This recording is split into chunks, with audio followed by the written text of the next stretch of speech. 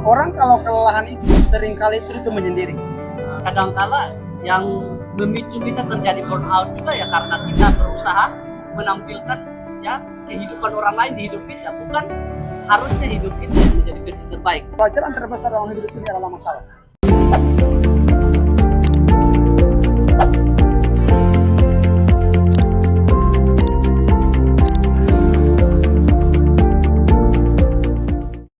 Di balik setiap orang selalu ada cerita yang jarang diceritakan. Ada perjuangan, kegagalan, harapan, dan pelajaran hidup yang mungkin saja bisa mengubah cara kita memandang dunia. Selamat datang di podcast Satu Percakapan, di mana bukan hanya sekedar percakapan, tapi tempat untuk kita belajar dan menemukan inspirasi. Ini adalah episode pertama di podcast kami yang akan kami bahas tentang bagaimana kita melihat anak-anak muda yang masih muda tapi masih mengalami burnout atau secara kelelahan secara mental mereka dan juga capek menjalani kehidupan. Saya sudah bergabung bersama Bro Jeff di sini. Selamat bergabung. Dan inilah percakapannya. Jangan lupa nonton sampai selesai.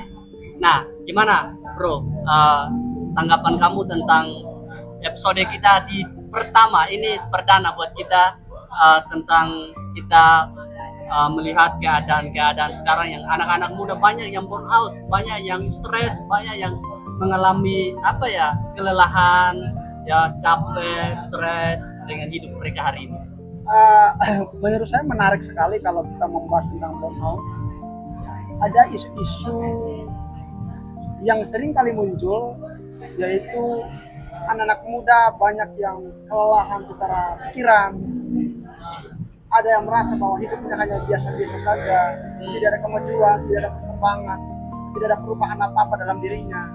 Dan satu situasi di mana anak muda merasa bahwa capek dengan keadaan, dengan tuntutan pekerjaan, aktivitas yang rutinitas. Nah, sebelum masuk ke sana nih, berarti kita harus tahu dulu arti burnout ini apa? Burnout ini apa sih sebenarnya? Ya, burnout itu adalah, kalau dalam definisinya itu adalah kelelahan yang berlebihan. Yang berlebihan, bisa juga ada yang mendefinisikan juga sebagai sebuah keadaan di mana ada orang yang capek secara pikiran, stres. Oke. Berarti orang yang ada di dalam burnout, keadaan burnout sedang mengalami stres atau lelah dengan baik di pikirannya ataupun hal-hal yang dia jalani dalam hidupnya yang membuat dia mengalami burnout. Betul. Oke, kita lanjut dulu di pertanyaan tadi. Nah, apa sih cirinya atau kita bisa melihat orang kalau sudah burnout, orang yang kelelahan itu gimana tuh? Nah, orang kalau kelelahan itu seringkali itu menyendiri. Oh, menyendiri. Ya, jadi buat teman-teman yang suka menyendiri sepertinya ini jawaban buat kamu, dengerin sampai selesai. Seringkali menyendiri dan dia merasa bahwa tidak ada hal yang istimewa dalam dirinya. Yang ada adalah dia menyalahkan diri sendiri, lalu dia mencoba untuk menemukan jalan yang lain, yang pada akhirnya dia frustasi, stres, karena tidak ada upaya lain yang bisa, jalan keluar lain yang bisa dilakukan selain dia berpikir dengan penuh kesadaran untuk berbalik dengan mencari dengan versi hidupnya di sini. Tapi ada orang yang beranggapan bahwa kalau kita lagi stres nih, kita menyendiri itu lebih baik. Nah, itu tuh gimana maksudnya? Apakah definisinya sama dengan kalau kita menyendiri tenangin diri atau menyendiri dalam tanda kutip dalam hal yang berbeda atau gimana? Atau ini ciri-ciri orangnya yang burnout? Itu adalah ciri-ciri orangnya. Menyendiri dalam konteks kita sedang mencari ketenangan untuk mencari solusi terkait dengan masalah yang kita alami, itu hal yang berbeda dengan kita menyendiri karena kita stres, kita frustasi, kita pusing dengan keadaan dan dengan diri kita sendiri karena target-target yang kita tetapkan untuk capai itu tidak tercapai dengan baik. Berarti ini ciri pertama nih, ciri pertama orang kalau sudah burn out, orang kalau sudah capek, stres, biasanya suka menyendiri. Lalu yang kedua itu kurang fokus. Entah di pekerjaan, entah di lingkungan, ya bersosialisasi kurang fokus jadinya. kurang fokus. Oke, silakan dijelasin. Dan orang-orang seperti ini yang seringkali terganggu psikologis. Secara psikologis, Secara psikologis. memang ada tekanan. yang Ada besar. tekanan. Oke. Jadi ada satu kondisi di mana ruang yang tertutup untuk mereka itu memikirkan secara bijaksana bagaimana supaya menjalani kehidupan itu dengan keadaan yang fokus. Nah, tetapi di dalam ciri orang yang tidak fokus ini, karena burnout itu berbeda.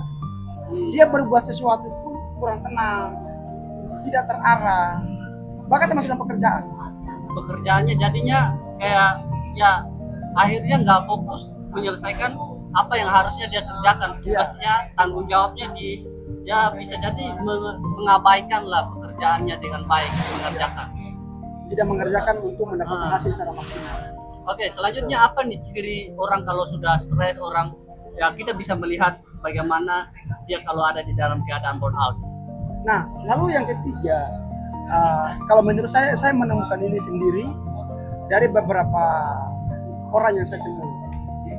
Yang ketiga itu adalah ciri-ciri orang yang burnout itu selalu untuk mencoba mencari tempat di mana dia ingin untuk diterima. Oke. Jadi itu terlihat kalau dia mencari perhatian. Mencari perhatian Supaya ya kalau bisa dia diterima nih di Betul. lingkungan itu nih. lingkungan itu nih. Oke. Berarti Tetapi itu sampai kapanpun itu selagi masih dalam kondisi burnout itu sulit untuk menjadi opsi bagaimana dia bisa keluar. jadi akhirnya malah berantakan ya. Malah berantakan lagi. Membuat situasi jadi lebih buruk lagi. Betul. Yang tadi ya pikirannya makin kacau, dia nggak sampai pada tujuan yang harusnya dia jalani dalam hidupnya dengan baik. Betul. Nah, kita kan udah tahu nih ciri-ciri orang seperti ini nih yang mungkin mengalami burnout. Lalu apa sih yang membuat mereka seringkali mengalami hal-hal yang demikian? Apakah karena terlalu banyak tuntutan pekerjaan kah, atau karena terlalu banyak ya ingin gimana-gimana? Bisa dijelaskan dulu, Bro. Kalau dalam sudut pandang saya itu ada 3 hal. Hal yang pertama adalah terlalu banyak target yang kita Kejar. kejar. Dan Oke. terlalu banyak target ini kita menjadi bingung. Apa yang harus kita prioritaskan? Apa yang mesti kita lakukan? Dan pada akhirnya ya kita tidak bisa mencapai apa-apa dan kita akan sampai dalam kondisi psikologis yang stres. Bisa frustasi. Berarti ya kita tidak fokus pada hal yang prioritas dalam Iya. hidup ini. Lalu yang kedua itu adalah kita ingin supaya menjadi sempurna di mata orang lain. Sempurna. Kita menjadi sempurna, terlihat sempurna di mata orang lain. Oh, Dengan segala jenis upaya bisa kita tampilkan melalui pakaian yang kita gunakan, brand-brand yang kita gunakan, berarti jadi kita kayak berusaha untuk menjadi orang lain lah ya. menjadi orang lain, Jadi bukan versi diri bukan kita. versi kita sendiri. Oke, nah teman-teman, ini menarik yang disampaikan oleh Bro Jeffrey bahwa kadangkala yang memicu kita terjadi burnout juga ya karena kita berusaha menampilkan ya kehidupan orang lain di hidup kita, bukan harusnya hidup kita yang menjadi versi terbaik. Ya, gimana Ya. Pak Jeffrey? Jadi lalu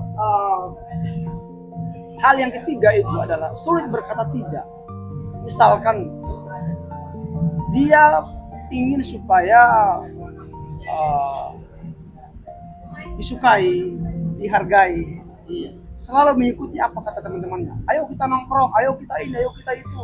Oh, Jadi ikut-ikutan.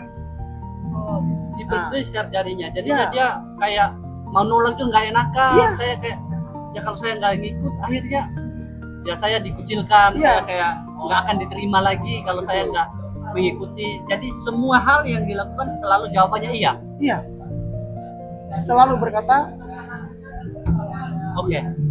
nah pada akhirnya sampai pada tahap di mana dia akan merasa kok semua pendapatan saya bisa selesai karena saya ini, saya itu. Maka anak muda sekarang ada banyak sekali yang menghabiskan waktu dengan orang lain, menghabiskan waktu untuk nongkrong. Oke. Nah, Itu yang sering kali terjadi.